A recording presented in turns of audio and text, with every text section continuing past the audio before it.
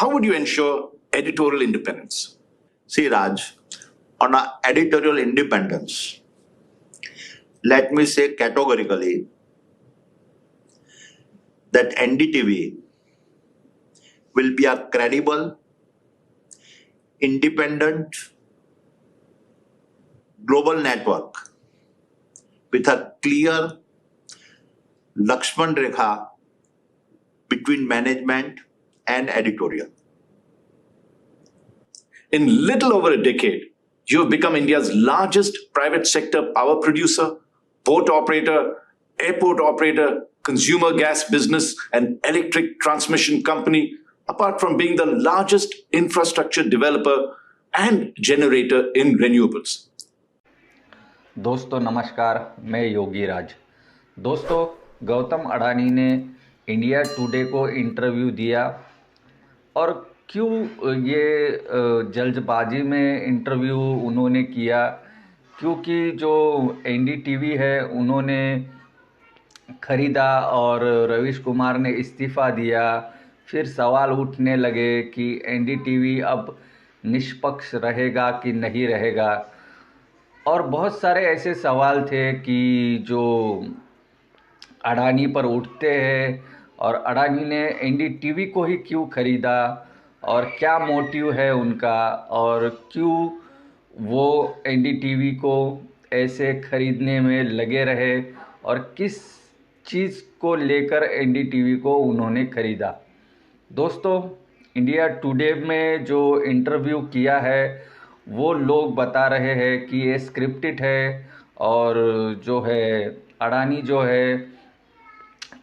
है अचानक इंटरव्यू क्यों देने लगे, वो भी जो इंडिया टुडे को, आज तक को इंटरव्यू क्यों देने लगे। दोस्तों, हमने भी देखा उस इंटरव्यू को, तो हमको भी लगा कि जो है इंटरव्यू है जो स्क्रिप्टेड है। स्क्रिप्टेड इंटरव्यू होता है तब जो है एक टेलीप्रॉम्प्टर लगाया जाता है और उनके सामने ऐसा टेलीप्रॉम्प्टर होता है और उस पर देखकर ही आदमी बात करता है, और जो सामने वाला व्यक्ति होता है वो क्वेश्चन जो पूछता है वो उनको पहले से पता होता है, और जैसे ही वो क्वेश्चन पूछेंगे टेलीप्रॉम्प्टर पर उसका उत्तर आ जाता है। तो ऐसे सवाल जवाब होते हैं।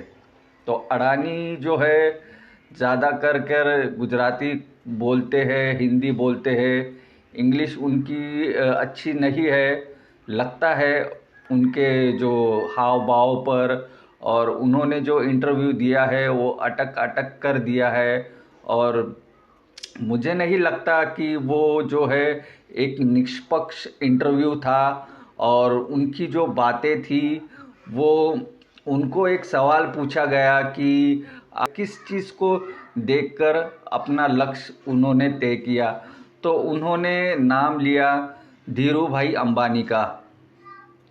लेकिन धीरू भाई अंबानी के साथ में जो है सरकारें नहीं थी, उनके जो उन्होंने जो बनाया है वो अपने दम पे बनाया था, किसी सरकार का उन्हें सपोर्ट नहीं था। लेकिन अडानी को मोदी का सपोर्ट था, और 2014 से लेकर आज 2022 तक आज एशिया के जो है सबसे अमीर व्यक्ति गौतम अडानी है, और पूरे वर्ल्ड में तीसरे नंबर पर अमीर व्यक्ति है गौतम अडानी। तो दोस्तों, ये जो इंटरव्यू था उसमें पूछा भी गया कि एनडीटीवी अब निष्पक्ष रहेगा, तो गौतम अडानी का कहना था कि जो है निष्पक्ष रहेगा और हम इंटरफेयर नहीं करेंगे, बहुत सारे ऐसी बातें की। लेकिन दोस्तों, ये जो एनडीटीवी को जो खरीदने का इनका मोटिव था, क्योंकि रवीश कुमार जो है एनडीटीवी पर जो है मुखर होकर बोलते थे, सरकार की आलोचना करते थे, और जो है बहुत सारे ऐसे जो एंकर है वो लोग एनडीटीवी पर बोलते थे। लेकिन जैसे ही एनडीटीवी को अडानी ग्रुप ने खरीदा, उसके 1-2 महीने बाद ही रवीश कुमार ने अपना इस्तीफ़ा दे दिया और उनकी बात में एक दम था कि हम अडानी के साथ में काम नहीं कर सकते, निष्पक्ष पत्रकारिता नहीं कर सकते।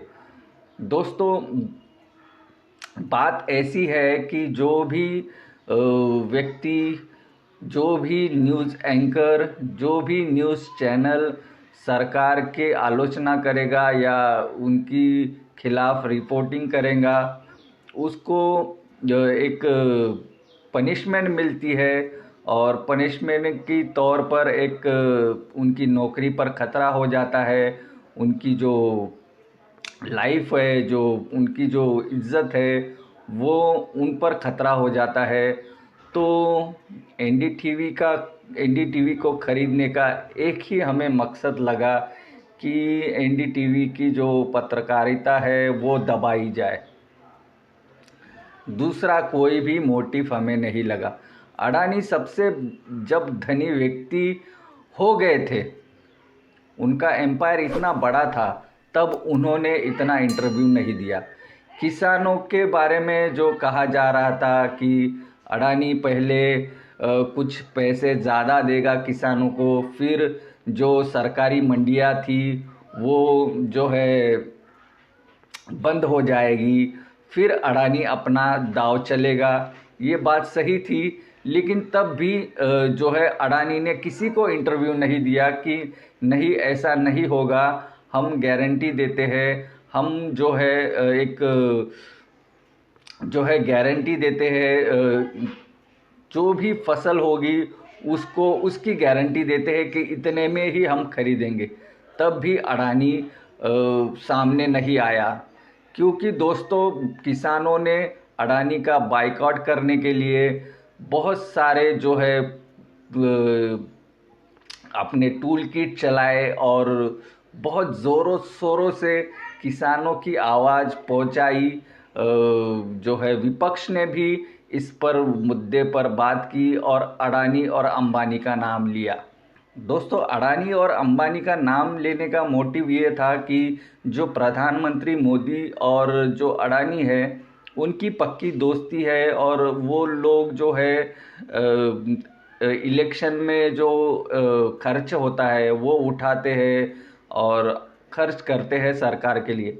उसके बाद उनको कुछ ना कुछ तो बेनिफिट मिलता है, क्योंकि आप देखे होंगे कि जो हमारे जो एयरपोर्ट्स है वो बेच डाले सरकार ने अडानी के लिए, और रेलवे है और बहुत सारे ऐसे प्राइवेट सेक्टर है जो अडानी खरीदना चाहता है।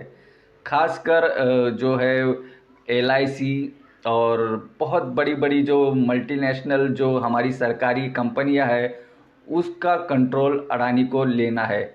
और आपने देखा होगा कि बीच में जो कोयला था वो इंपोर्ट करा रही थी सरकार, बल्कि हमारे देश में ही इतना कोयला है कि उसकी कोई हद नहीं, और महंगा कोयला उन्होंने इंपोर्ट किया, ख़रीदा बाहर की कंट्री से, वो भी जो अडानी की जो कंपनी थी उससे ही ख़रीदा ये कोयला। दोस्तों, ऐसे सरकार इनको मदद कर रही है और कुछ होता है या कुछ जब बवाल होता है तो ऐसे स्क्रिप्टेड इंटरव्यू देकर लोगों का ध्यान भटकाने की कोशिश करती है सरकार, और जो मीडिया और अपना नाम चमकाने की बात करती है, क्योंकि असलियत तो यही है कि अडानी का जो नाम है वो खराब हो चुका है दोस्तों। क्योंकि अडानी की जो मानसिकता है वो देश पर कब्ज़ा करने की है और उनका मोटिव जो है सरकार और मिलजुल कर अपना देश चलाने की बात कर रहे हैं, यही उनका मोटिव है दोस्तों। इसलिए अपनी छवि चमकाने के लिए कोई किताब लॉन्च कर देते हैं या कोई इंटरव्यू दे देते हैं, लेकिन लोग तो जान रहे हैं कि जो कोरोना आया था तब वो उनकी आय घट रही थी, उनका जो खर्चा हो रहा था, उनके जो मैनेजमेंट था वो बिगड़ गया।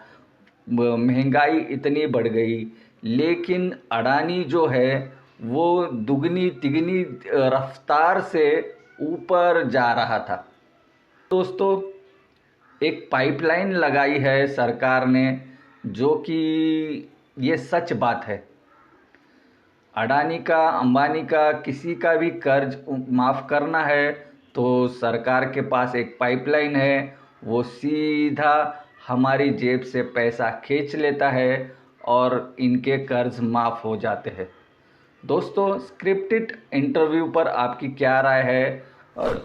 और ख़ासकर अडानी, गौतम अडानी का जो स्क्रिप्टेड इंटरव्यू है उस पर क्या है आपकी राय? ज़रूर बताएं। चैनल को सब्सक्राइब कीजिएगा। पूरा वीडियो देखने के लिए बहुत बहुत धन्यवाद। आप देख रहे थे टेक पोस्ट हिंदी। नमस्कार।